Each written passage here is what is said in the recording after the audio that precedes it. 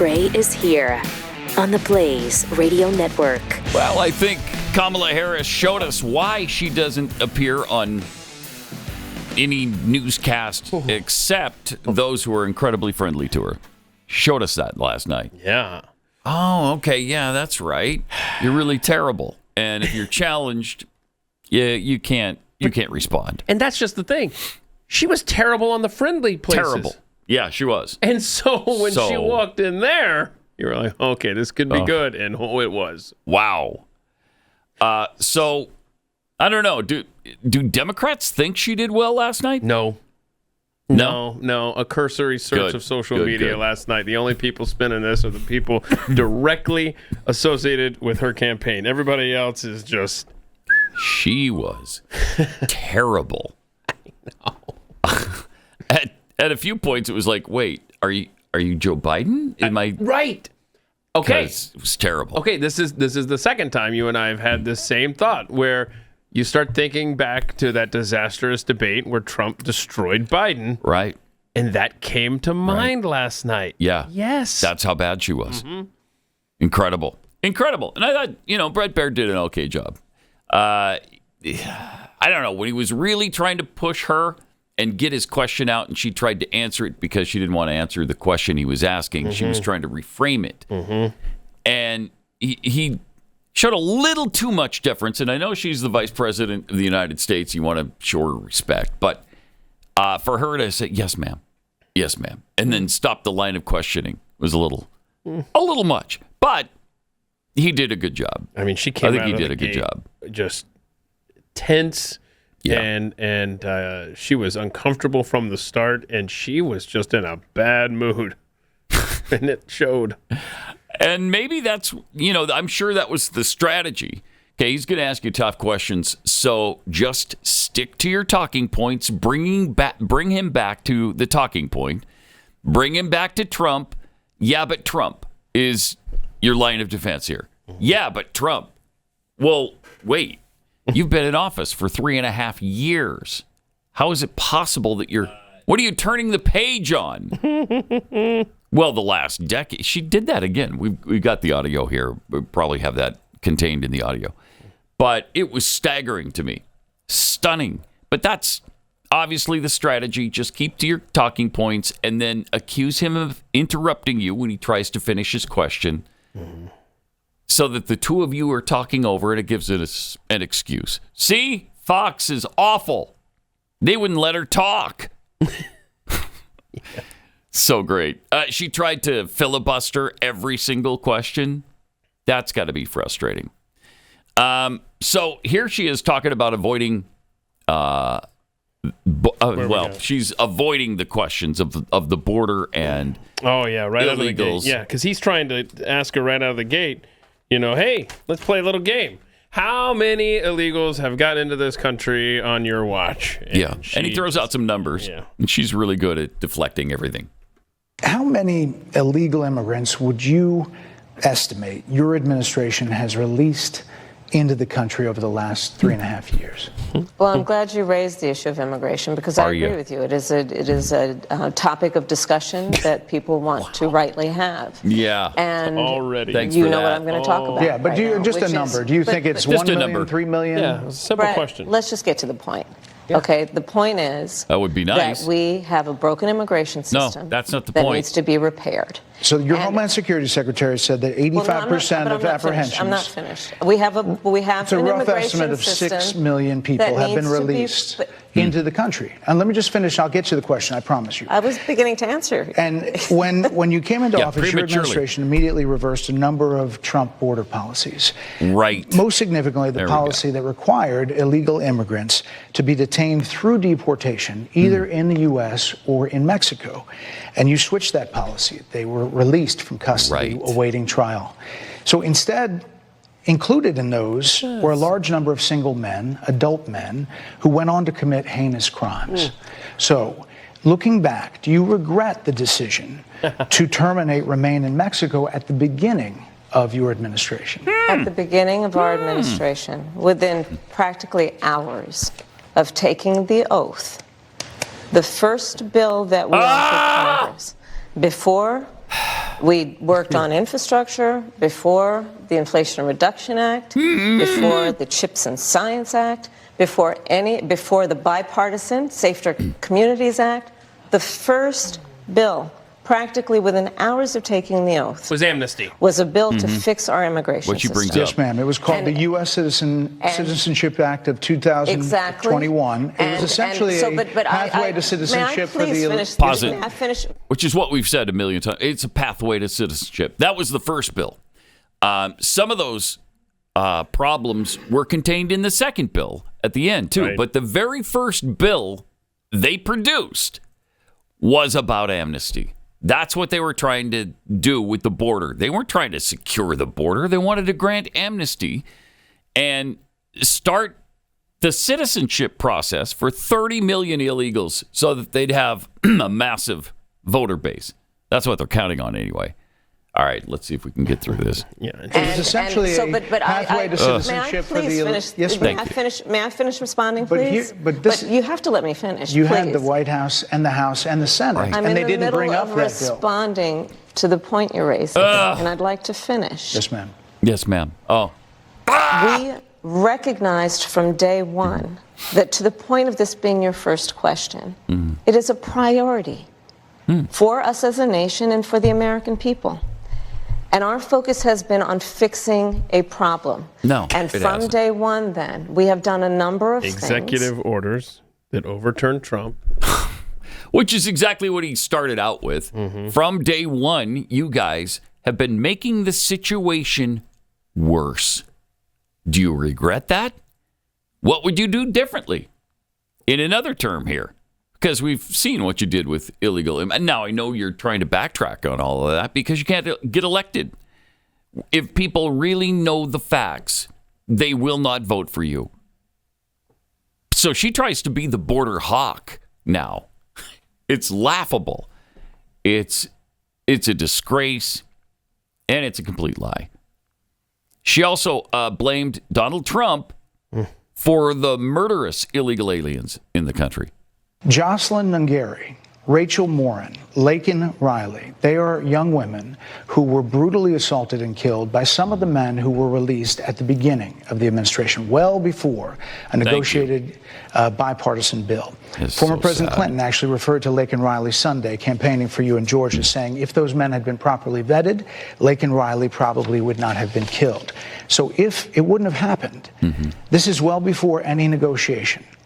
This is well before Donald Trump got involved in the politics. This is a specific policy decision by your administration to release these men into the country. So what I'm saying to you, do you owe Bret, those families Yes! an apology? Let me just say, first of all, those are tragic cases. There's no question about that. There is no question about that. Right, we got that. And I can't imagine the pain that the families of those victims have experienced for a loss that should not have occurred. So why'd you allow it? that is true. It is also true that if a border security had actually been passed 9 months ago, it would be 9 months. You got to be kidding me. That we would have had more border agents at the border, more support for the folks who are working around the clock trying to hold it all together. Madam Vice President. To ensure that no future harm would occur. And this election in 20 It's all Trump's days fault. will determine whether we have a president of the United States who actually cares more about fixing a problem, even if it is not to their political advantage in an election, because there was a solution. You got to be kidding me. Madam Vice President, it was a policy decision in the early part of your administration. Yes, that allowed these murderers to be here. You did nothing. You can't blame that on Trump. You can't. She sure is trying. And they've been trying hard for 3.5 years to blame Trump for every single thing that's gone wrong. But my hope and prayer is that the American people are not buying this. Wow. Then she blamed Trump some more for the border crisis. Guns and human beings. And Donald Trump, but let me just finish. 6 Democrats voted against that bill. Learned about that bill and told them to kill it because he preferred to run on a problem instead of fixing a problem. And in this election, this is rightly a discussion that the American people want to have. And what they want are solutions, and they want a president of the United States who's not playing political games with the issue, I hear you. but actually is focused on fixing it. 6 Democrats voted against that bill. It would have allowed 1.8 million illegal immigrants into the country a year. A lot Brett. of conservatives had a problem with it. Yeah, yes. Virtually every conservative has a problem with it. There's just no getting around. It was a terrible bill, and it's not Trump's fault. It was dead on arrival. And just a reminder, Byron Donalds explained why the bill was dead on arrival. We mentioned this yesterday. The Senate border deal codified catch and release, let in 1.8 million illegals, like Bear just mentioned. It would fund sanctuary cities. It would fund NGOs moving illegals around the country. It would fund the lawyers for the illegals. It would give them work permits. There was nothing about deporting illegals. There was no funding for the wall that they keep saying, that Tim Walz keeps saying, Donald Trump didn't build the wall, and he said he was going to. 2%! Just 2%! Yeah, you cut the funding for it. There was no funding. Weak asylum screening. And then one of the provisions I absolutely love, $60 billion more to Ukraine. What is that doing in the southern border immigration bill? Bizarre. Just really, truly bizarre. But she did grant that the immigration system is not perfect. Cut 5. You said repeatedly that the border was secure. When in your mind did it start becoming a crisis? I think we've had a broken immigration system transcending, by the way, Donald Trump's administration, even before. Oh. Let's all be honest about that. Yeah. I have no pride in saying that this is a perfect immigration system. I've been clear. I think we all are. It needs to be fixed. It's not perfect? She just shocked so many people to the core. Wait, I thought it was. I thought we had an absolutely perfect immigration system. Yeah. And I don't know that this is going to be in a clip, but that at one point right after that, Bret Baier said, okay, but you've said multiple times that the border is secure and your role as border czar. Yeah. But then you also say it's a crisis. So at what point did it switch to being a crisis? And how can you blame that on Donald Trump? Right. Right. So he tried really hard. I thought he did an excellent job. Hold her feet to the fire. I thought he did a very, very good job. I don't know that the audience difficult. It was agrees with that, but my assessment was that Bret Baier was tough. I thought he was good. He was fair, and he had to weave and play that part where he had to be respectful. He had to show deference to the vice president, but at the same time, he had a very limited window that we will get to later on why it was even tighter of a window than it should have been. Supposed to be. Yeah. And he's doing everything he can to be respectful, but still keep the conversation going. And he wants to be fair but tough. He doesn't want to be the focus later so that the Democrats who have nothing to stand on with this interview for Kamala Harris. Fox News, right. They're so biased. Exactly. Look at look at him mansplaining. Look at him interrupting the woman. And look at, he can't let her be the victim. New York Times did just that, of course. This morning. He talked over her, blah, blah, blah, blah, blah. Okay. All right. Also, while she is doing that, Donald Trump not only did Bloomberg yesterday or the day before, then he did Univision. Oh, hold on. But no, you're skipping over yesterday afternoon. He did the all-women town hall on Fox News. Wow. Then he went at night to Univision. Yeah, to Univision. I mean, this guy. But I thought he was hiding, Kamala. Yeah, it's so asinine. Again, it's the I am not here phenomenon. So they had more discussion, even more on the border. Yeah. It comes up that the Border Patrol is supporting Donald Trump. Right. What's up with that? But you frequently talk to the Border Patrol Union for support of that bipartisan bill, and they did. They supported it. But they also just endorsed Donald Trump and said, you've been, quote, a failure with border security. Why do you think they said that? How's that taste? Yeah. I think they're frustrated, and I get it. They want support. They want support, and that's what that border security bill would have done. These guys down at the border, these men and women, they're working hard. They're working around the clock. If it was Trump's fault, why do they support him? If it's Trump's fault, as you keep alleging, why do Border Patrol agents support him? And if they want support, who do they want support from? Maybe the border czar? Do you know anybody who might have that title? I mean, at least he did try to push that point and make the case that, look, you've been in office for 4 years. Do we have that section where she talks about, because I have it in the audio, do we have the video where she talks about the last decade again? She keeps bringing up how bad things have been for the last decade. I think it's clip 8. Okay. Let's try that. Let's try that one. Clip 8. Slogan is a new way forward, and it's time to turn the page. Yep. You've been vice president for 3.5 years. So Thank you. What are you turning the page from? Right. Well, first of all, turning the page from the last decade. Pause it. Okay, Trump was in office for 4 years. Okay. He actually took office in January of 2017. Okay.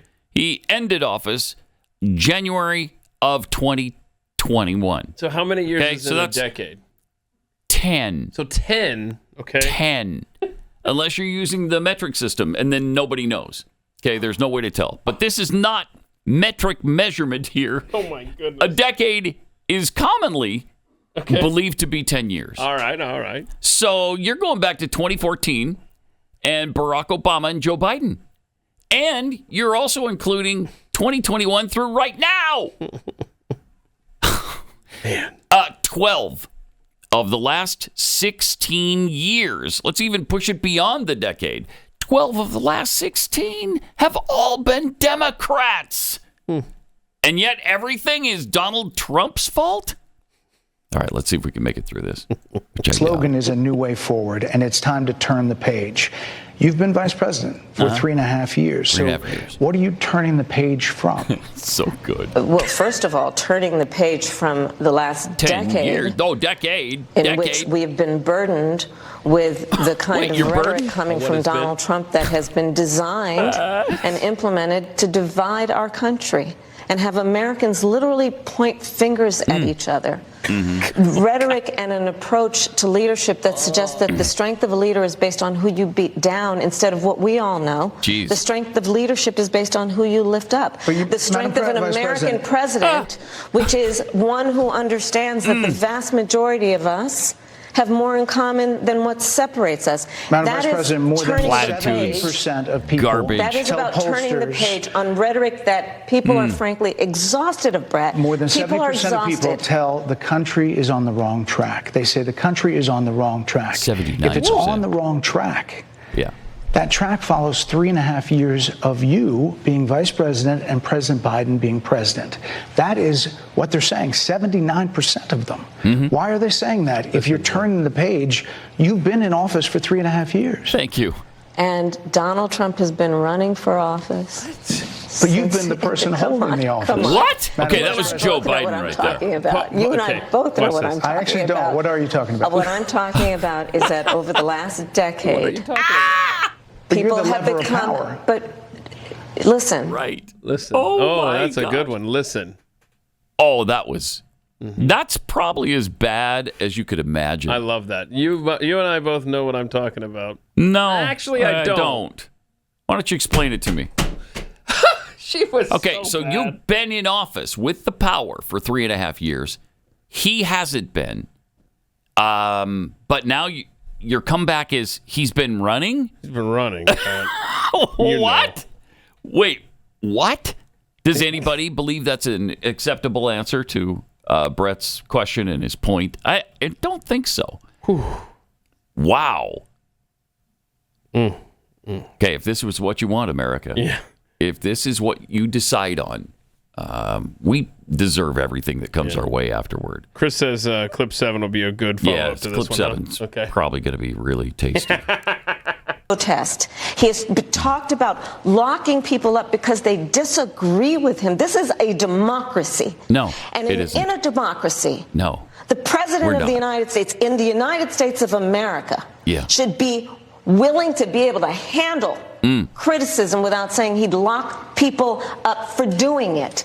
And this is what is at stake, which is why you have someone like the former chairman of the Joint Chiefs of Staff saying what Mark Milley has said about Donald Trump being a threat to the United States. And there it is again. They just keep, there's so much there. I know. Wow. I know. Which administration's been locking people up? Right. For who's trying to lock up their current opposition? That too. But I mean, you got grandmas that that's true. Walked around the Capitol on January 6th that you're putting in prison. My gosh. You're going after your political opponents, namely Donald Trump. Yep. And wanting to lock them away. And that didn't work. Yep. You have threatened federal employees or anyone that was a contract employee to you're not going to have a job if you don't. We are forcing you to take this untested vaccine. Who is the dictator here? Who is it that staggering? Right. I mean, you've got example after example of the Democrats being the dictators, working with social media companies and keeping you off of the town square there if you don't agree with everything that they say. Stunning. But all they say for Trump is, well, he said this, and so that must mean this. They have nothing, man. They don't care. Well, all they have. He's running, remember. He is running. 10 years. 10 years. Good point. Good point. He is running. You can't dispute that. He is. But the lies, they just continue with the discredited lies. You know, Barbara Streisand tweeted out about the debunked story of Donald Trump just standing at his conference, whatever he was, the little town hall, I guess it was, and he stopped and just danced for 30 minutes, which has been completely debunked by ABC News. That conservative bastion ABC News has said no. They don't care. They just keep spouting it. They just keep saying it. Trump colluded with Russia. They just keep saying it. Trump called World War II heroes losers and suckers. He said he'll be a dictator from day one.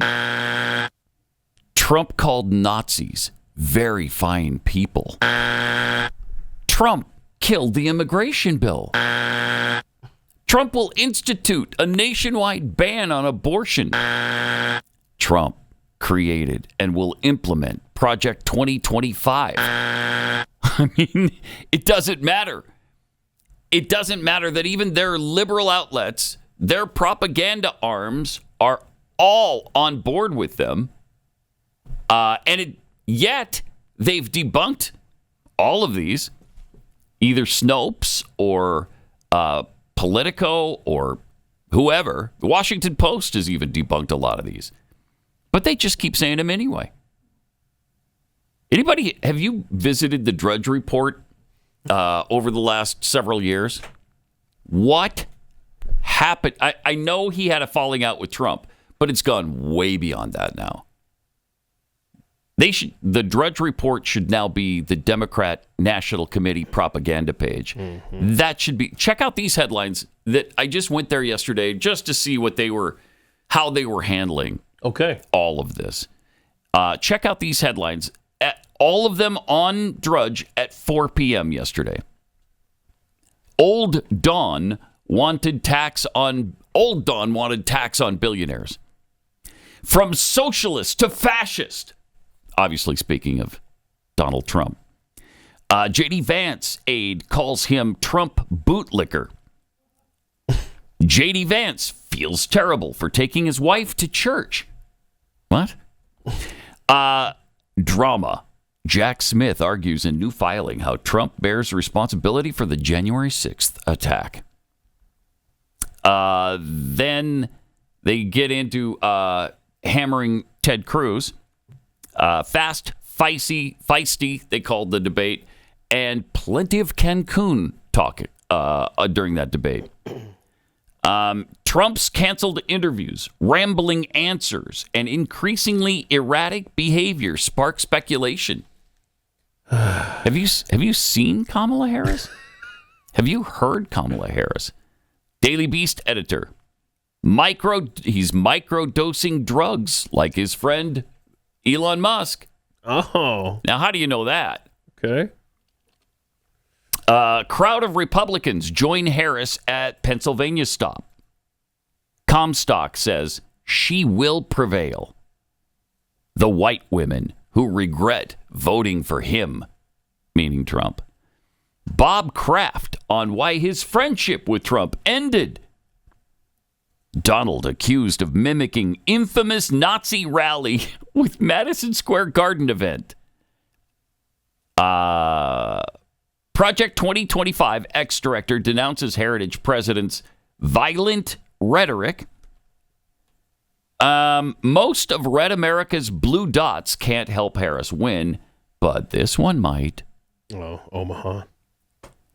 Isikoff says Trump in cash crisis as campaign chief's $22 million pay is revealed. I mean, one story after another. He devotes his entire website now to bashing, not just bashing Trump, but Republicans and conservatism. They are, I think they're worse than CNN by far. They're worse than MSNBC. It's amazing. So what happened there with Matt Drudge? Does he even own the thing anymore? Is he gone? Did he have a nervous breakdown? Has he been paid off by somebody? What is going on? Wow. So, if Trump can overcome all of this, that's a miracle. It's an absolute miracle, which we need to be praying for continually. So Kamala won't talk about the taxpayer-funded sex changes, which is interesting because she was so proud of it before, right? She said that she's the one who got that done. I know. Well, okay, then. Let's talk about it. So are you still in support of using taxpayer dollars to help prison inmates or detained illegal aliens to transition to another gender? I will follow the law. And it's a law that Donald Trump actually follows. Oh, good God. You're probably familiar with, now it's a public report, that under Donald Trump's administration, these surgeries were available on a medical necessity basis to people in the federal prison system.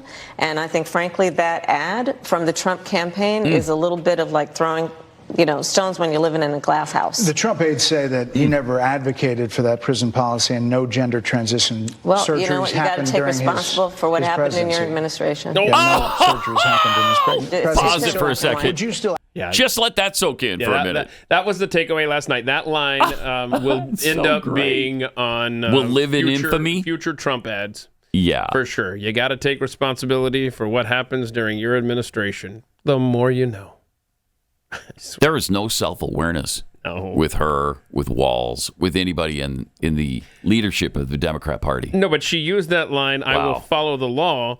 She, earlier in the interview, had also used that line, I will follow the law, when it came to, he goes, do you still support, because you did, like 5 years ago, whatever, you supported free tuition for illegals, free healthcare for illegals, driver's licenses for illegals. I will follow the law, Brett. I will follow. Well, you have a part in crafting law as president of the United States. And then when she tried to wriggle out of that, he was like, you picked a vice president who, as governor, did all of those things. So you do still support these, or what? It was a train wreck. It really was. Really was. And I hope it's not just us. I mean, everybody saw that, right? You weren't watching some other interview she did, right? It was this one. Because if you see something other than a train wreck here, that's certainly not what we were looking at. 888-900-3393. Pat Unleashed on Twitter. More coming up.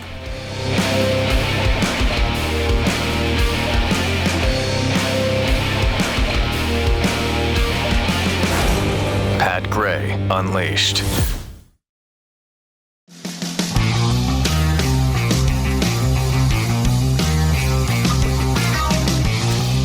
You know, in a normal world, if we were living in the dimension that we started in, that interview last night would end her political career forever. And the Democrats would be, I don't know, trying to find a way to get somebody else in as their nominee. Maybe. I don't know how they'd work it, but Joe they'd Biden be trying. comes Maybe back. Joe Biden comes back. Swap them in again. Yeah. She was that bad. It was that bad an interview. And again, it shows why she doesn't do these in non-friendly territory. Incredible. Got some tweets here. Kara3022 tweets, notice she never told Charlemagne, Howard Stern, Colbert, or the witches of the Coven, I'm not finished, or you keep interrupting me. Yeah, that was a strategy that I'm sure her people went over before the interview because they knew this would happen. Patrick Shaughnessy, if that interview was a drinking game, for every time she said Donald Trump, we all would have died from alcohol poisoning. Phil Sharp, President Trump is a political genius. He killed an immigration bill and wasn't even in office. From Hoots, it's scary to think about the tens of millions of people who will still vote for someone who I wouldn't even let run a local HOA. No. Oh, my gosh. No, you don't want No, that. thank you. Hold on. My local HOA is bad enough without it being run by Kamala Harris. Oh, my goodness. That is a tough one, though. Would you rather have It her is. as president or HOA president? From Bulldog Mama, after Kamala's disastrous interview last night with Bret Baier, I'm thinking she really didn't see anything mentally wrong with old Joe all these years. Birds of a feather. As Paul Revere and the Raiders put it back in the day. Good stuff. Isn't it, though? Yeah, good It stuff. works. So we've got more from the interview. Yeah, that if we can tweet get through it. It's perfect. To set up, clip 4? Yes, number 4, where he asks her about the cognitive decline of Joe Biden. You call Donald Trump, he's misguided. You say now He's unstable. He is unstable, Brett. He's not well. You say he's mentally not stable. He's not stable. Let me ask you this. You told many interviewers that Joe Biden was on his game, that ran around circles on his staff. Yes. When did you first notice that President Biden's mental faculties appeared diminished? Joe Biden. Yeah. I have watched from the Oval Office to the Situation Room. And he has the judgment and the experience to do exactly what he has done in making very important decisions on behalf of the American people. Joe Biden is not on the ballot. I understand. And Donald Trump why? But you talked about it. And Donald Trump After George Clooney said within a few minutes of talking to President Biden at a fundraiser that he thought this was not the same Joe Biden that we saw. And you were with him every day. Is on the ballot. I understand. You met with him at least once a week for 3.5 years. Right. You didn't have any concerns? It's so great. I think the American people have a concern about Donald Trump, which is why the people who know him best, including leaders of our national security community, have all spoken out, even people who worked for him in the Oval Office. Here we go. This is despicable. Wow. Okay, so if Joe Biden is so sharp and so wonderful and you've seen him do all these great things, why isn't he still running for president? Why are you in there instead of him? They don't make any sense, but again, they don't have to because nobody's going to hold their feet to the fire on the other media forums. All the media platforms are just going to be talking about how rude Bret Baier was to her. Right.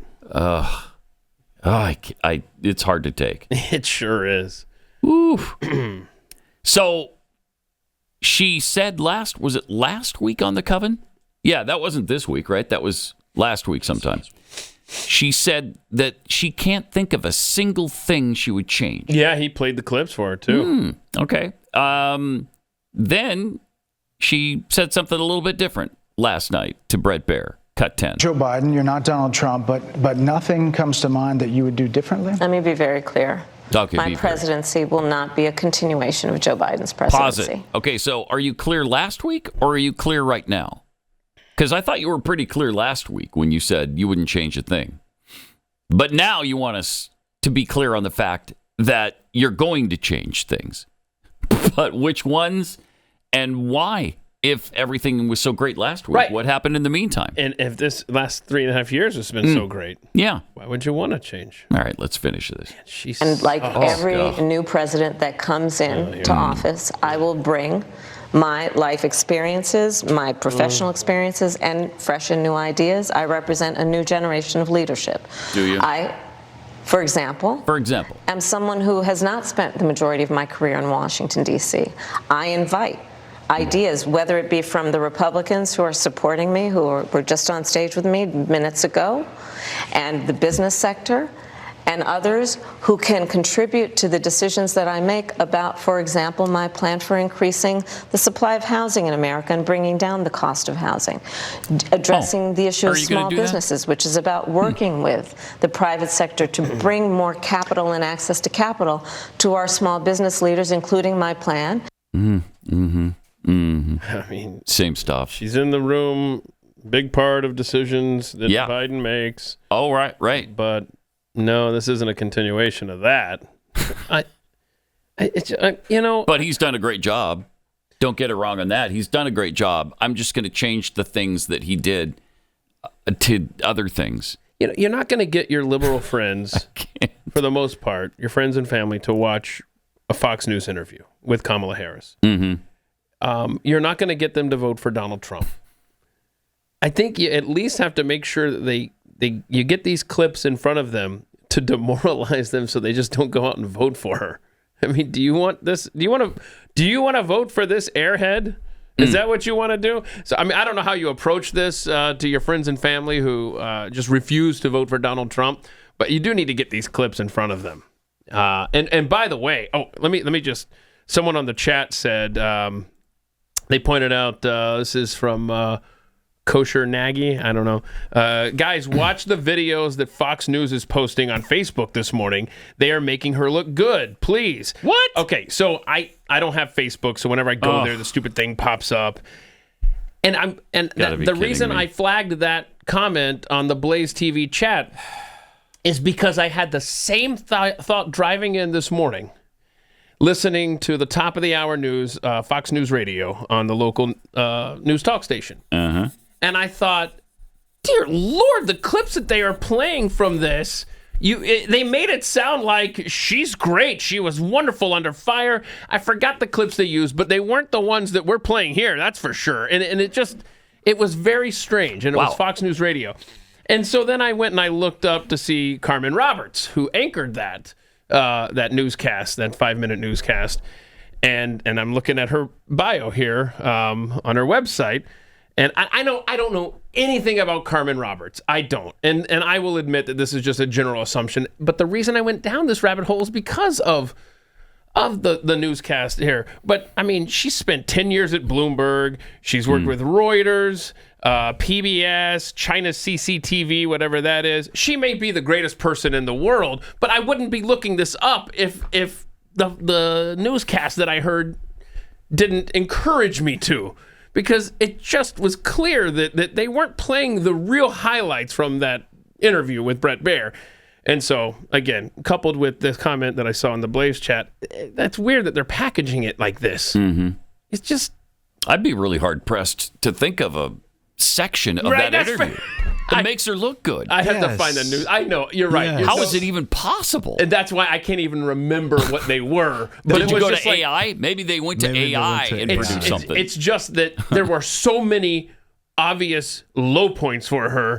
They were playing a couple of clips that didn't look quite as bad. They weren't even good. It was just like, why are you doing that? Anyway. So, given all of this, Bret Baier asks why Donald Trump is doing well in the polls. I love this one. Why, if he's as bad as you say, that half of this country is now supporting this person who could be the 47th president of the United States? Why is that happening? This is an election for president of the United States. It's not supposed to be easy. I know, but It's not supposed to be. It is not supposed to be a cakewalk for anyone. So are they misguided, the 50%? Listen, are they stupid? What God, is it? I would never say that about the American people. And in fact, if you listen to Donald Trump, if you watch any of his rallies, he's the one who tends to demean and belittle and diminish the American people. He's the one who talks about an enemy within. Yeah, but why is he doing well in the polls? An enemy within. Talking about the American people. Suggesting he would turn the American military on the American people. Oh, my gosh. Wow. I know, man. So frustrating. Yep. And then we find that Kamala both supports and does not support these 5-year-old policies that we keep referring to. Here she is on that. There's a lot of people that look back at what you said at 2019 when you first ran for president. And there have been changes, and you've talked about some of them. When it comes to immigration, you supported allowing immigrants in the country illegally to apply for driver's license, to qualify for free tuition at universities, to be enrolled in free health care. This one, yeah. Do you still support those things? Listen, that was 5 years ago, and I'm very clear that I will follow the law. I have made that statement over and over again, and as Vice President of the United States, that's exactly what I've done, not to mention before. Yeah. If that's the case, you chose a running mate, Tim Walz, governor of Minnesota, who signed those very things into state law. Yeah. So do you support that? Listen. Oh, boy. Look. We are very clear, and I am very clear, as is Tim Walz, that we must support and enforce federal law, and that is exactly what we will do. We'll follow the law. Again, the laws don't become laws without your signature. So much. There's just so much wrong with her candidacy. I know she's not perfect on immigration, but could you at least be in the ballpark for reasonable on immigration or any of these topics? Could you not support Marxism? Could you not be dividing the country with class warfare, with racial animus? There's so many things that she is doing that are just ripping this country apart, and then they just turn around and blame everything on Donald Trump. Incredible. Again, if we buy this, if she's elected fair and square, we're done. Oh, yes. We're done. That just tells you everything you need to know about the nation now. The one thing I feel, and we're going to clip Pat, because I forgot to show you guys, there's a side-by-side. Clip 14 is a side-by-side. I think the reason why Bret asked, do you think the American people is stupid, is because of this clip. All right. 14. So are they misguided, the 50%? Listen, are they stupid? What is it? I would never say that about the American people. What else do we know about this population, 18 through 24?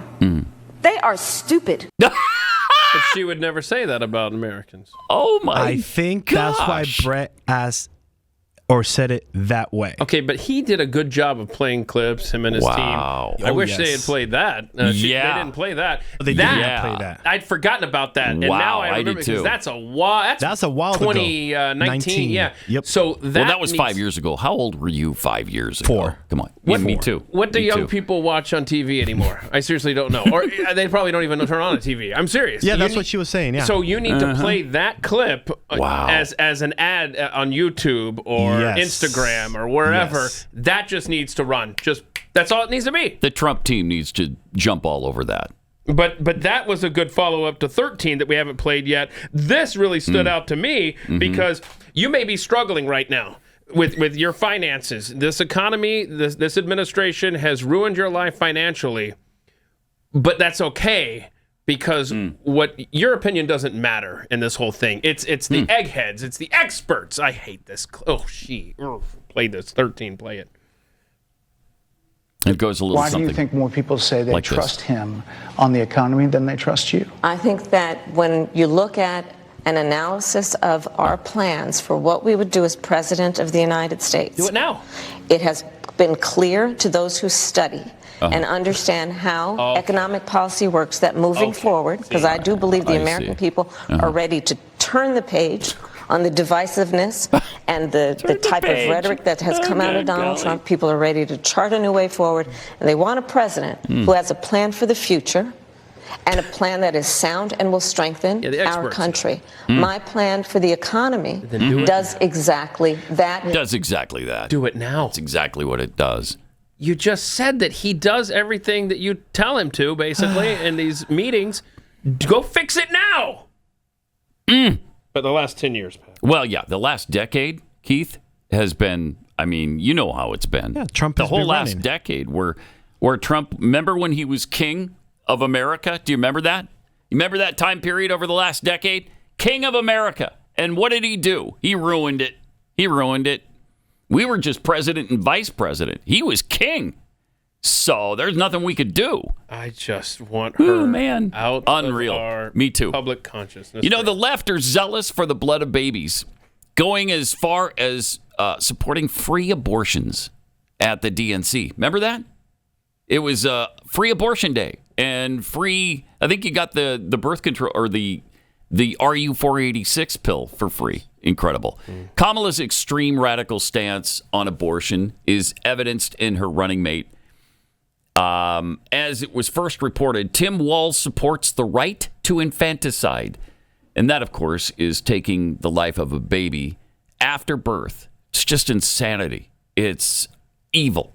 The media has dubbed this as the abortion election.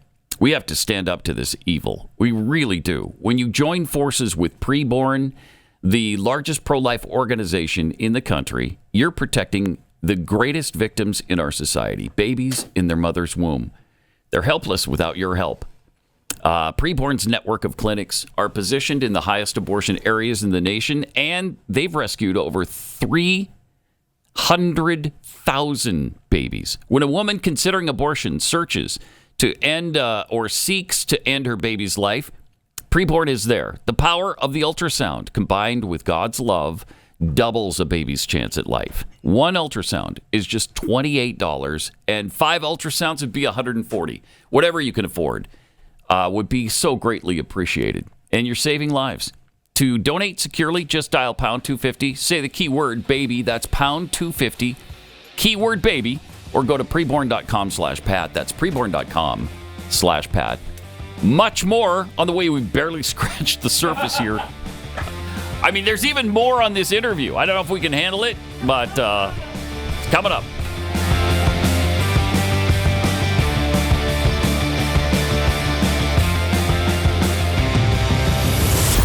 Pat Gray Unleashed.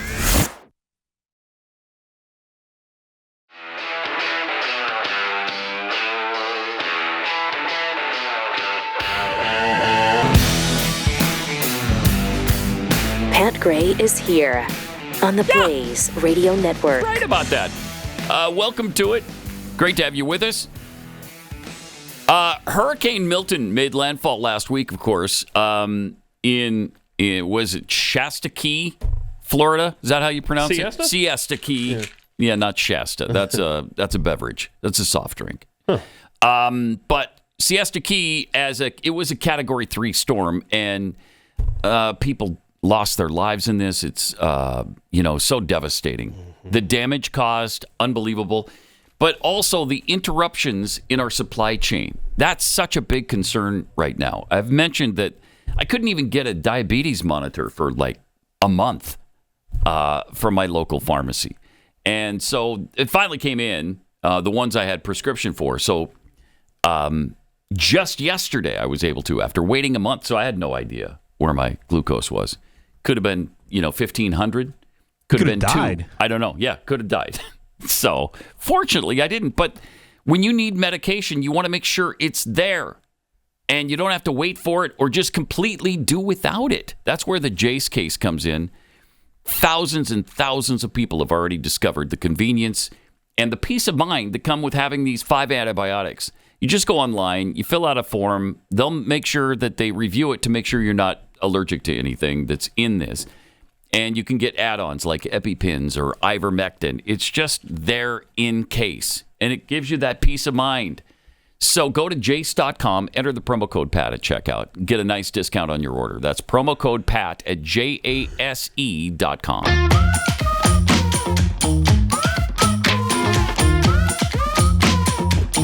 Pat Gray Unleashed.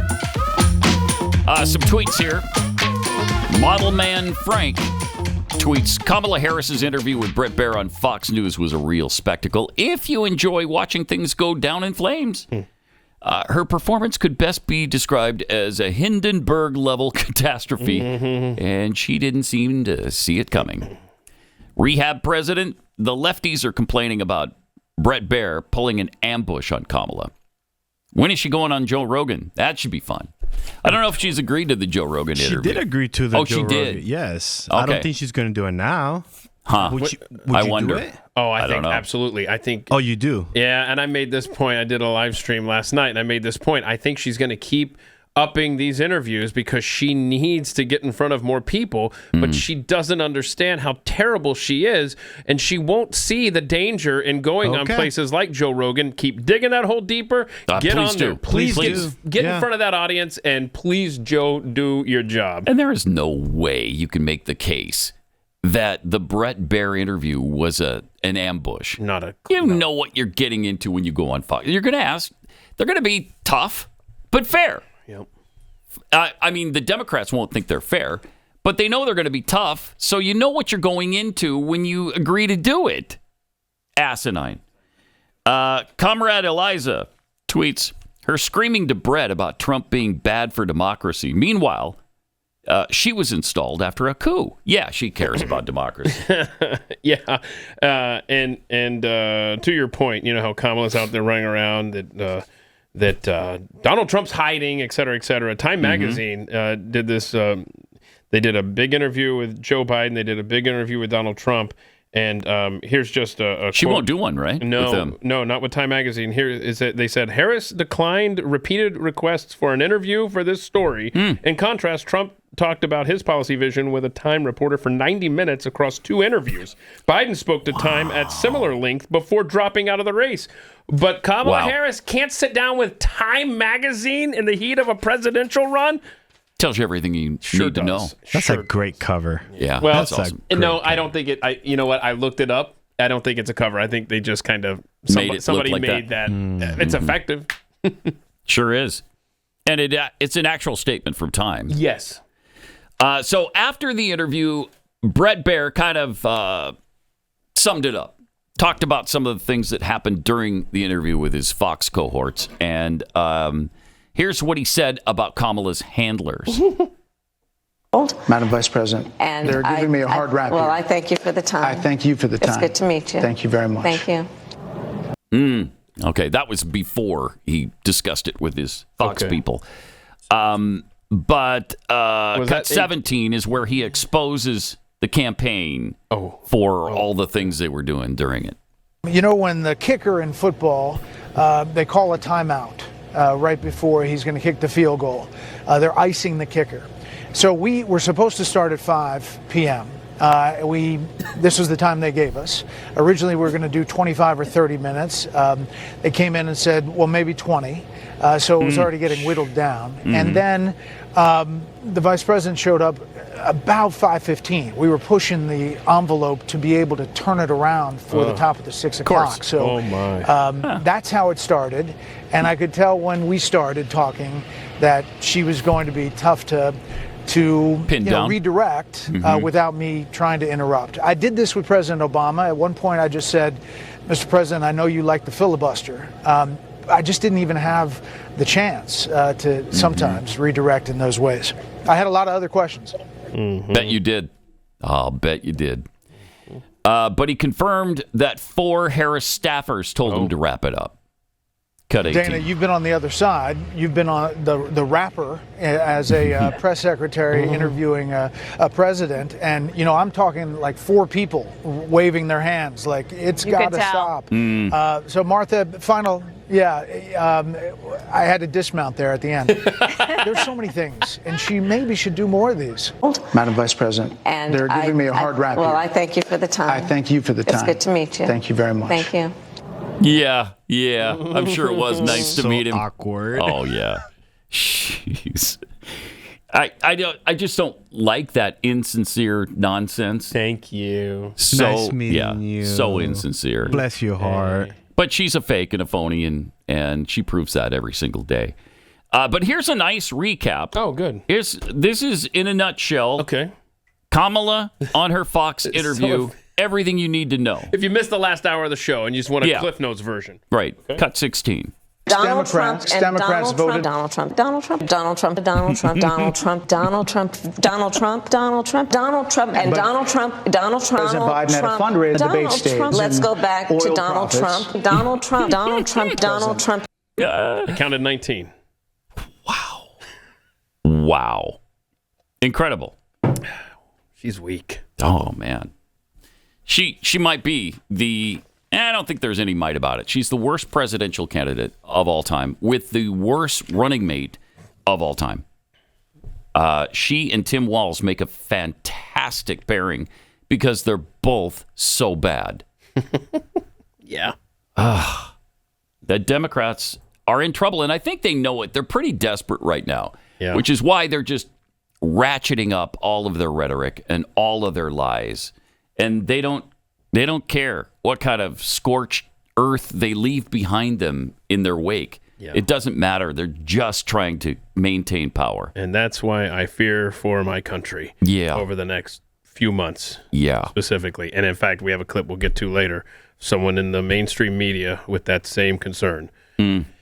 Wow. So Ethel Kennedy died, and all the current and former presidents, well, not Donald Trump, but the other surviving, and not Jimmy Carter, because Jimmy is... He's too busy voting? He's voting. Too busy voting. He's still in line voting. Well, it's an important election, and so there's a lot of people there that want their voices heard. So, but this is interesting. There was a little get-together. Is this after? No. This is at the funeral. They're getting seated. Right? Is that what you're talking about? Where Joe Biden and Obama. Yeah, so they're in the church, Ethel Kennedy's funeral yesterday. But now my theory this morning, and I was corrected, and this is, my theory was that someone from that room that sat in with Bret Baier and Kamala Harris called Obama and said it was an absolute disaster, and he was kind of relaying that to Joe. But as was pointed out, not only online to me, but also by Bret Baier there, that was a quick turnaround. This funeral, this moment that you're watching happened before the interview. So everybody is trying to get lip readers to tell us what was being discussed here because Obama... It looks heated. Heated, or do you think that Obama's just frustrated? Probably that frustrated. He has to talk to Joe. Yes. That's part of the issue there. And he doesn't like him. He does not like him. He hates Joe Biden. And this is the first time they've gotten together since the coup, right? Yes. Well, that we know in public. That we know of. In public, yes. Yeah. So this nobody knows what was being said here yet that I'm aware of. But here's that moment. Nope. Okay. Nope. It's done. It's done or it's gone. I'm not sure which he said there, but he's about to leave. Nope. Joe brings him back, grabs his arm. Mumbles something incoherent. I would love to know. Right? What? I wish that organ wasn't playing. And somebody had a high-tech mic. Godfather. This is all Godfather right here. Right. Yeah. This is all Godfather. Yeah, it is. And then Bill's trying to wave in front of the camera hey, I've gotten busted at a funeral before, guys. There's a camera over there. So, I mean, I want to know. I want to know. Will we ever find out? There's got to be lip readers out there that can do this, right? You would think so. You would think so. CIA, FBI, ex-agents. Clinton being there was kind of weird because he had a weird eulogy for her talked about how she used to hit on him. She flirted with him or whatever. Oh. Yeah, she used to hit on me, but of course, who didn't? Who doesn't? But Ethel Kennedy was hot for me. She was hot for me. Really? And so I did her, and I had to. I had to. He had to. Yeah, I had to. Yeah, so that's a little known fact. Okay. Me and Ethel. Wow. You'll smoke cigars I together? asked her, "Do you like cigars?" Oh, no. I do. I do. Also, yesterday, Donald Trump had a man. Okay, so I think you brought this up, Keith, but he did Bloomberg, he did Univision, and I think sandwiched in between was the women's town hall. Well, he did on Fox News. So he did the Bloomberg thing on Tuesday. So yesterday, women's town hall, And then last night was Univision. I mean, Yes. Oh, he's hiding out. opposite of hiding. He's hiding out. Opposite the of, basement of as we being, speak. old and decrepit as they're trying to make it. I mean, just stop. The man is full of energy, and he's going everywhere, and he's not hiding from any question whatsoever. And he explained all the things that wouldn't have happened had he been president. Yeah. I feel so badly about what's happened because none of this would have happened. Just to start, there wouldn't have been a war in Ukraine and Russia. There wouldn't have been an October 7th in Israel. There wouldn't have been this horrible, most embarrassing day in the history of our country with Afghanistan, Right. where we lost 13 soldiers. But they never talk about the soldiers that are so badly wounded, I mean, with legs and arms and face obliteration, all these things. And there wouldn't have been any inflation. And it's so sad to see. We have to get prices down because the damage is done. When they say, well, we're stopping inflation because it went down now to 4.5%. Well, 4.5% is very high. It's very high, meaning it's going up because it was at 3. But it was at one point, I believe, 40 or 50%. Because if you look, they didn't include a lot. They didn't include. Okay. I had interest rates at 2%. Yeah. They went to 10%. But at 10%, you couldn't get the money. So they weren't at 10%. They were much higher than 10%. We've got to get the pricing down. It's this big lump. So how do you? And we've got to do. Well, I'll tell you, everything starts with interest rates. If you get interest down, but it all starts with energy. We have more energy than anybody. We don't use it. We go to Venezuela to get their tar. They don't have. They have tar, and we have to refine it. We have the only refinery that can do it is in Houston, Texas. So if you're an environmental person, this stuff is pouring up. It's the worst stuff. We have the best, most beautiful. We have the best and the most. And we have to get, if we get energy down, and I'm making this pledge beautiful here, tar, but I have made it a couple of days before, But energy, your energy bill, which is a very big bill, You've never seen will be such down beautiful 50% starting on 1 year from January 20th. We take office. If we win this election, and I just, it's beyond I didn't need to do this. I really didn't. That's a fact. I saw what was happening, and I said, I have to do it again. We had a great election in 2020. We had an election that was much better than 2016. Let me ask you this. And I said, we have to do it again. We're going to get the prices down. We can't just leave them up there because it's going to take too long for people to catch up. That's why I did the social we have to reset. I don't know how you reset to prices that are. You can get the prices down. So let me ask you. By the way, energy brings everything down. He's making some pretty good points. Yeah, the usual exaggeration, but they're solid points. Okay, they're solid points. Do you not agree that we have the beautiful tar? I do agree. We do have beautiful tar. I've said that. Dude. I'm on the record with that. It's Come in on. Houston. It's where you like to go. No, you guys misheard. The tar isn't beautiful. It's nasty. Oh, the tar's not and it beautiful. gets moved to Houston. And then it becomes beautiful? They refine it, and it just adds to Houston's beauty. Oh. No, but he's saying we have the most beautiful stuff. Why are we going to Venezuela for the nasty for their tar? non-beautiful tar. But he's talking about... Although I have said that the tar is beautiful. I'm on the record. Okay, so I can't deny it. That's a pat take. It is. Okay, do you want to hit the poll numbers after we get back, or do you want to do it now, or what? Let's make him wait. Yeah, because he just alluded to some interesting poll numbers. Come back on the other side with the poll numbers. Come wait. The second presidential debate, of course, revealed the stark truth. The media isn't just biased. It's controlling the narrative.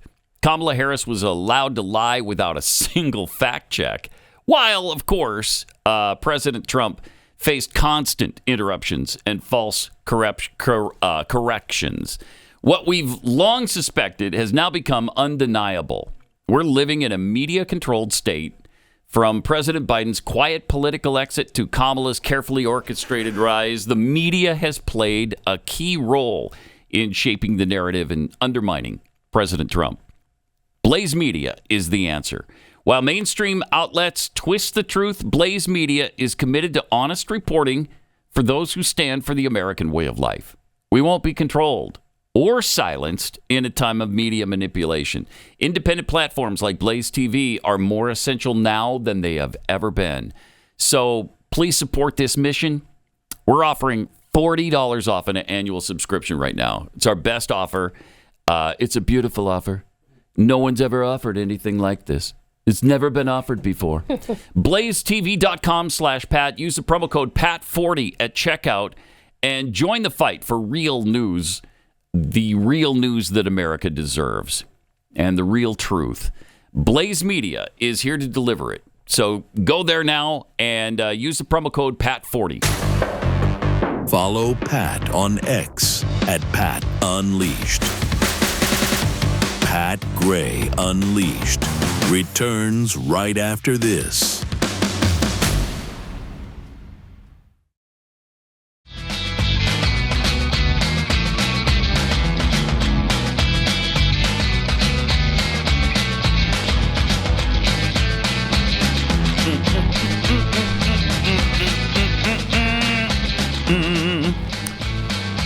Got the latest poll numbers now. Trump's poll numbers now compared to 4 years ago at this point in the race.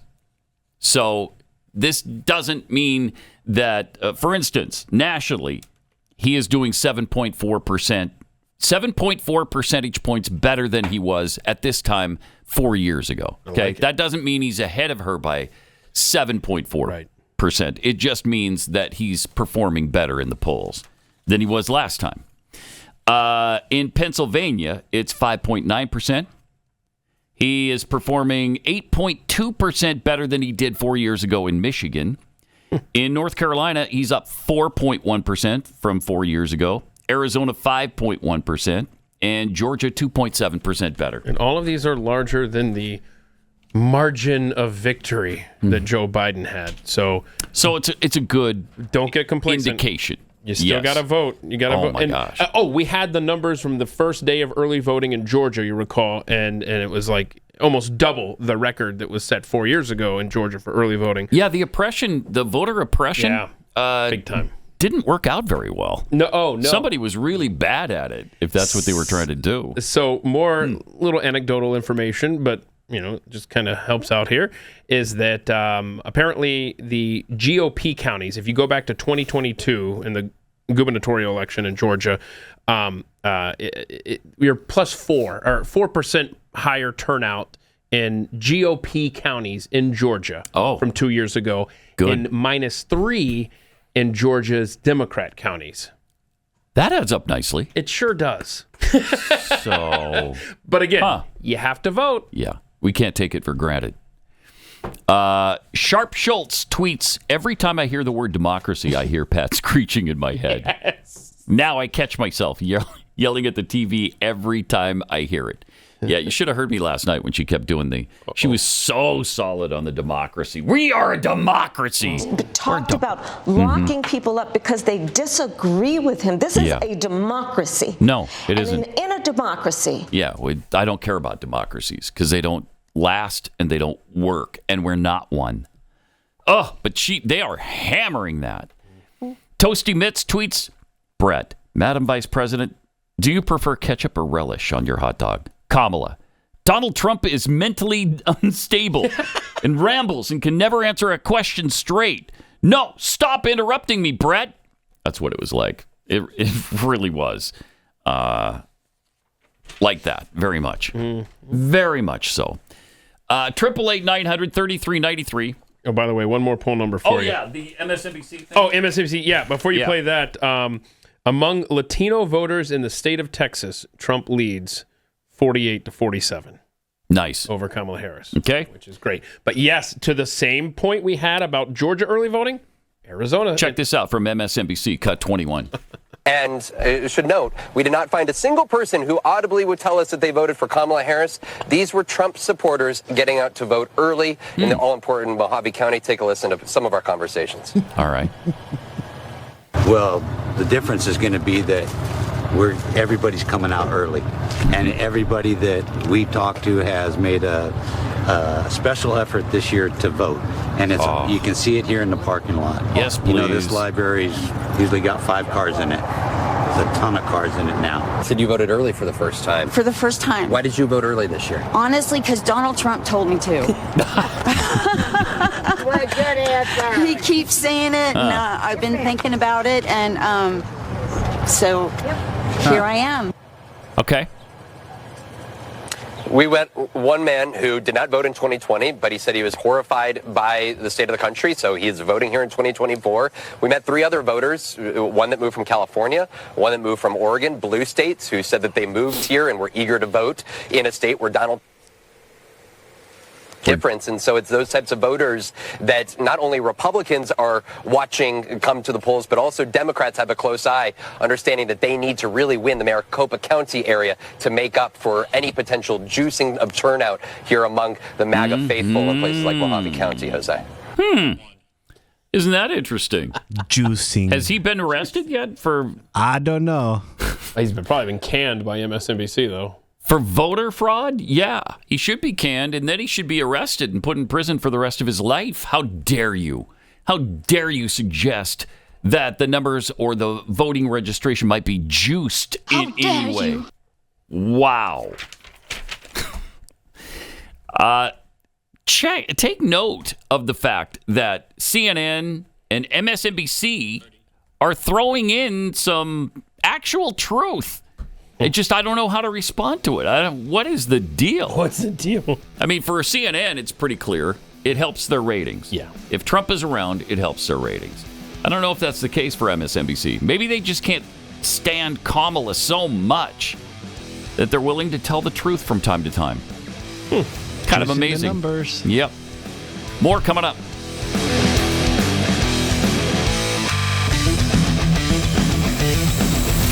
This is Pat Gray Unleashed.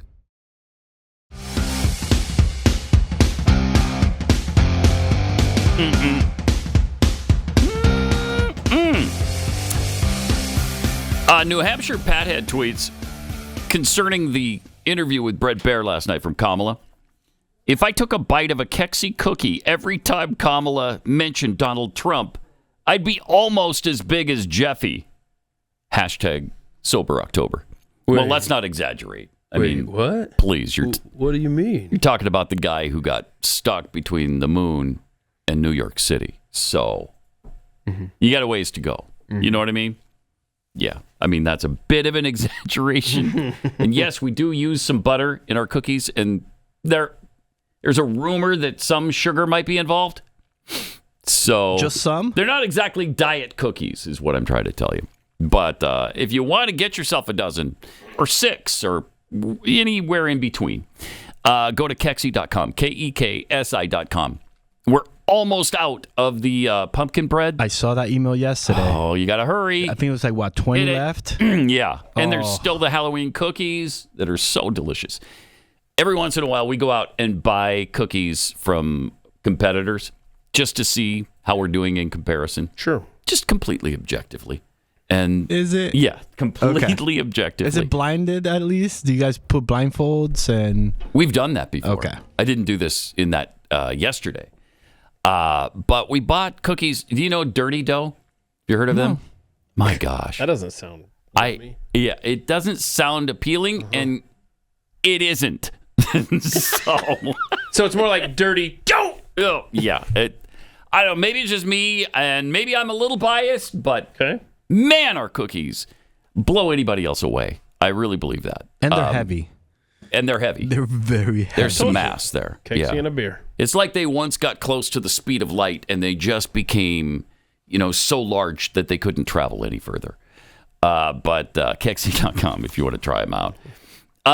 Also, we've got Mark Halperin with Tucker Carlson. I think what he says here in this clip, he is enunciating exactly what I've been feeling for ever since it looked like Trump could pull this thing out. Okay. And I think his assessment of the left is accurate. And the post-election America, here's what he had to say about it.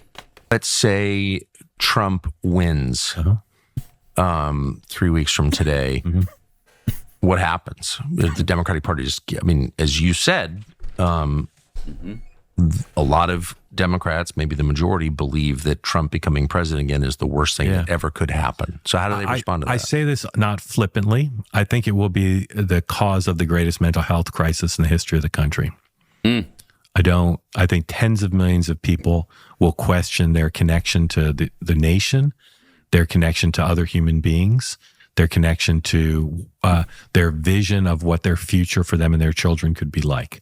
And I think that will be require an enormous amount of access to mental health professionals. I think it'll lead to trauma in the workplace. I think there'll be some degree of Are you being protest. 100% serious. 100% serious.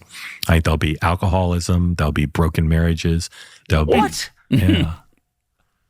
They think he's the worst person possible to be president, and having won by the hand of Jim Comey and Fluke in 2016, and then performed in office for 4 years and denied who won the election last time, and January 6th, the fact that under a fair election, America chose by the rules pre-agreed to Donald Trump again, I think it will cause the biggest mental health crisis in the history of America. I would pause it for a second. I would maintain that we already have the greatest mental health crisis in the history of America for people who would even consider voting for Kamala Harris. If you really want to be serious about this, you've got to be mentally ill to begin with to even consider voting for that ticket. I mean, those are the same people that he's talking about that would not accept a Trump victory. Right. And what he's avoiding here is the violence that would come from the left. Oh, he gets to that. Does he? All right, let's see this. And I don't think it'll be kind of a passing thing that by the inauguration will be fine. I think it will be sustained and unprecedented and hideous. And I don't think the country's ready for it. So mental health crises often manifest in violence. Yeah, I think there'll be some violence. I think there'll be workplace fights. There'll be fights at kids' birthday parties. I think there'll be protests that will turn violent. I hope they're not, but I think there will be some. But I think it will be more. It'll be less anger and more a failure to understand how it could happen. You know, like the death of a child. Or your spouse announcing that your wife announcing she's a lesbian and she's leaving you for your best friend, like a something that's so traumatic that it is impossible for even the most mentally healthy person to truly process and incorporate into their daily life. I hope I'm wrong, but I think that's what's going to happen for tens of millions of people, because they think that their fellow citizens supporting Trump is a sign of fundamental evil at the heart of their fellow citizens and of the nation. That's how they view it. Well, that's very heavy. Yeah. So that's yeah, sure is. I will say this though, I feel the same way about Kamala. I mean, she's evil. The Biden administration is evil. They're liars, they're scumbags, and they are intent on destroying America while they purport to love it. So, I mean, both sides do feel that way, right? So can you avoid a mental health crisis? No matter who wins, you're going to have some problems. If there is a scintilla of doubt of the legitimacy of the winner, it'll be really bad. And they're already setting the stage for that. Both sides. So That's interesting. Halperin's on MSNBC, right? Isn't he a contributor there? What does he do now? I think he's independent now. Oh. I don't know, but he was one of the few people that on occasion had some common sense on that Morning Joe show. Now, he didn't say whether he himself feels that way.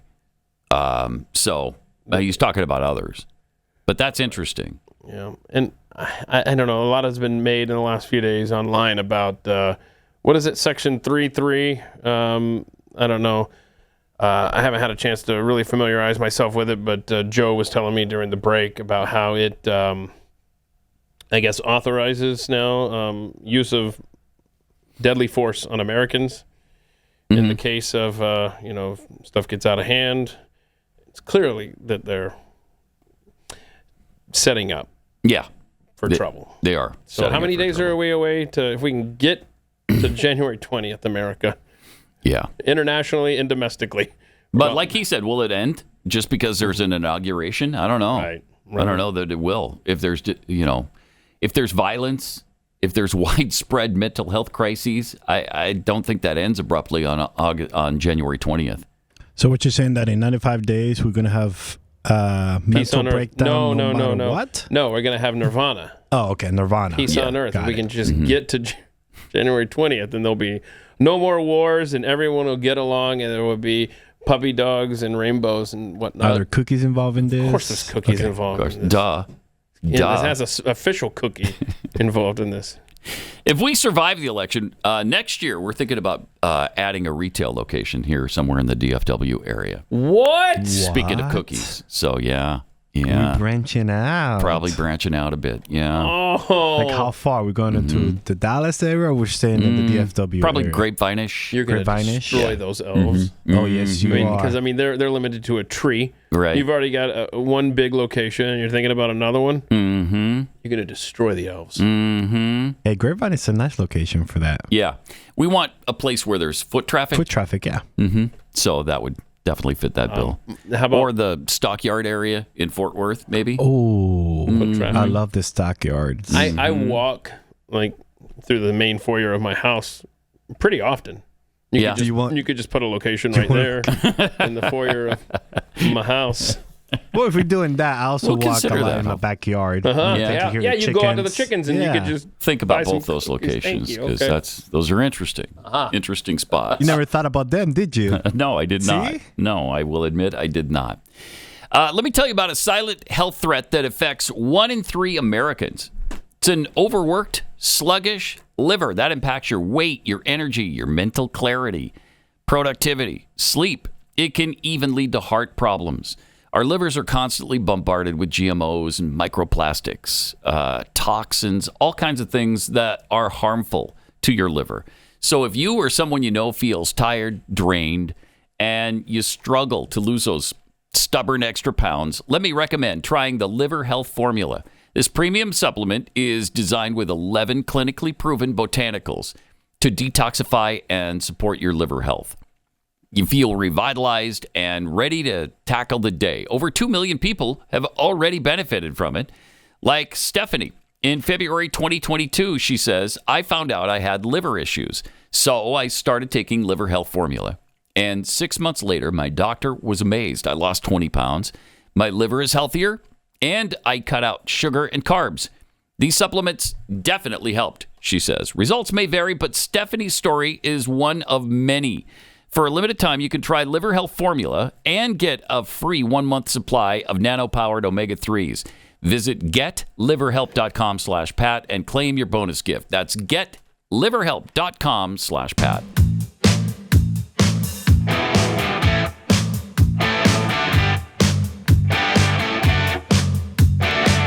And now, Pat Gray returns. Something that hasn't received an awful lot of coverage, I don't think. It was one of the lies of Kamala Harris that she likes to tell is that she was from Oakland, California. Where was she when she was spouting this particular lie? This wasn't the Bret Baier interview. No, this was at some gathering. She's got young black men. Yeah, around she's trying her. to do outreach to the young black men. Just keep in mind as you're watching this clip, she didn't get to Oakland until she was in her 20s. I love the saying Detroit versus everybody because I was sharing with some folks when I got to Howard when I went to college. Coming from Oakland, and my immediate fast friends were from Detroit. So before I even knew anything, I knew about like Cass Tech. I knew about it. And I just feel a kindred spirit whenever I come to Detroit. Of course you do. Yeah, anywhere you're pandering, you find kindred spirits. I guess she's in great. Detroit. There you go. Okay. Yes. She also was asked about military aid to Israel, because are they against it? Did you get that impression? All right, here she is. Do you support the letter the administration sent Israel threatening legal action over military aid?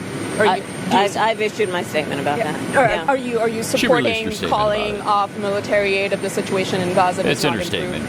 I don't believe that's what the letter said. You don't what kind of believe? legal action do you support? We'll take it one step at a time if necessary. Well, she really doesn't know what was in that letter. Not a clue. Not a clue. She has no idea. Not a clue. Huh. And I know, Pat, you like us to lead with our mistakes. Yeah. I apologize. Kamala Harris was born in Oakland, to clarify here. Okay. And so when she's talking about her experience of growing up in Oakland, as she did there and coming from there, she moved away from Oakland when she was one. Okay, so she spent a full year, though. So, I mean, her life experiences in that year, right, were just enough to make her identify as a person from Oakland. She made it sound like she went straight from Oakland to college, and her experiences there in Oakland. That's great. In diapers. She was also asked about the lack of black male support that she's receiving right now. And maybe hesitant to vote for you because you're a woman? Let me first say that I'm very proud to have the support of former President Barack Obama. And I think that the important point that I will make over and over again is I don't assume to have the votes of any demographic locked down. That's why you're losing. Yep. And she doesn't have it locked down. If you don't have black male support locked down, I mean, yeah. You know, when it's 85, 90% in the past, and now you don't have it locked down, that's a problem for you.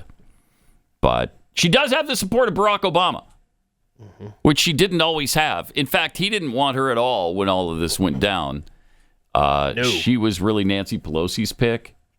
And I think she was KJP's pick. Maybe KJP. I think whoever controlled Joe Biden's Twitter account on that Sunday when he tweeted out that he was stepping aside, and then an hour later you get the tweet that, "Yay, Kamala!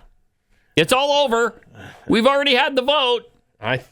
No, you didn't. You didn't have any vote. There was no democracy. And what you saw on Fox News last night is why people in the upper echelons of the Democrat Party, and Barack Obama specifically, didn't want her as their candidate.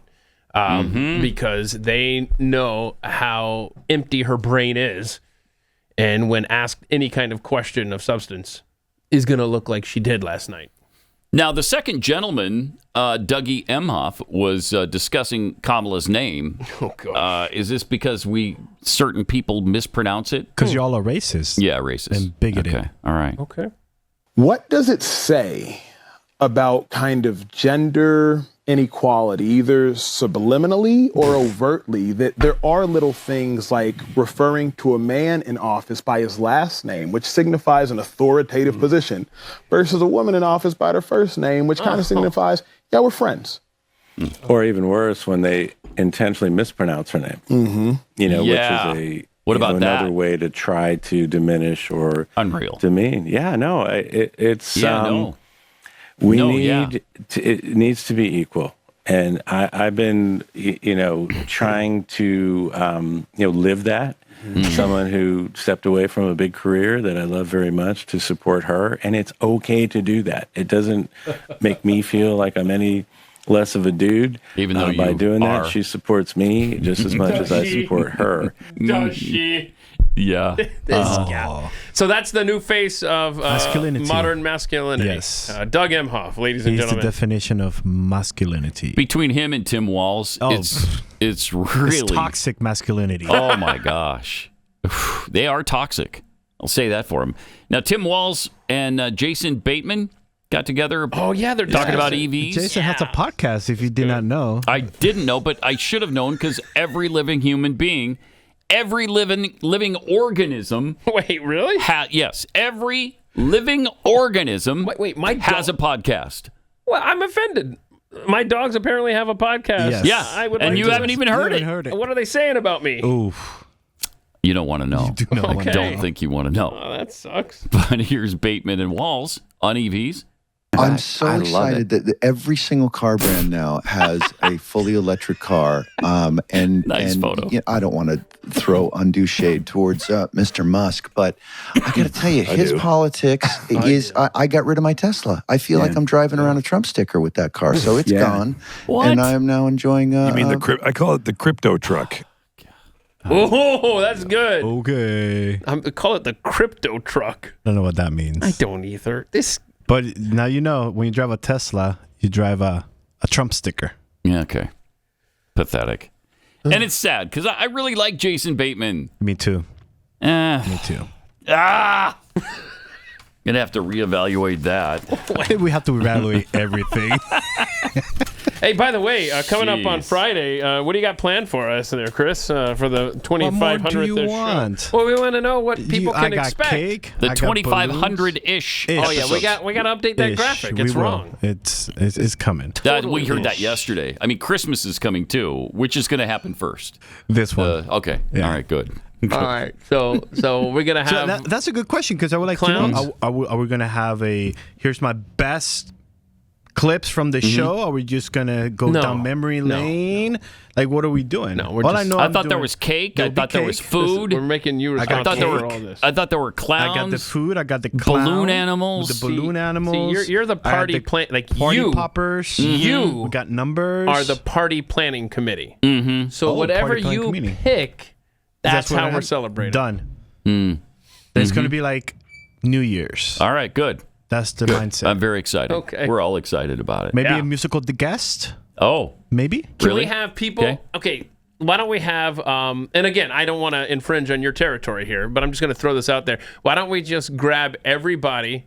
Since everybody shows up, Willy-nilly? everybody's in the building Yeah, when the show willy-nilly. airs. Just Yeah. bring them in here to just say I'll what put they a- love about Pat Gray. Yes. It's like a roast. Mm-hmm. In Wouldn't that be honor fun? of Wouldn't Pat that Gray. be fun? Everybody comes in, open mic night. No, I didn't say a roast. I just said Oh. they come in here and they just say what they love about Pat. And the show. Because, like I said, Everybody's here. they're here. Yeah. They're already in the building. Just Actually- have them come in. We have to fight in order to They're get in from the They're front door. already here. In the building. You know, this time of day. 6 a.m. Yes. Right. Sure. Sure. There's sagebrush blowing through this building when we're here. Yes. So that gives you some indication. This is kind of fun.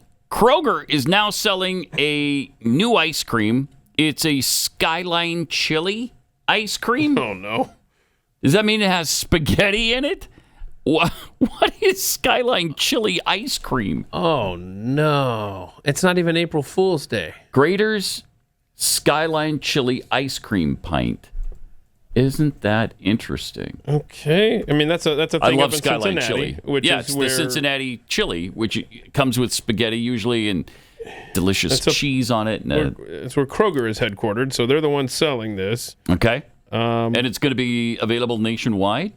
As ice cream. I don't know Weird. how where all they're serving that. I guess J.D. Vance spoke about it? Oh, he tweeted out. Oh, here is his response. A pint of President... Oh, J.D. Vance tweets out, President Trump and I will stop this. Good job. They're going to be dictators. That is right there. You're Dictator. controlling private industry and businesses. That's what they'll say.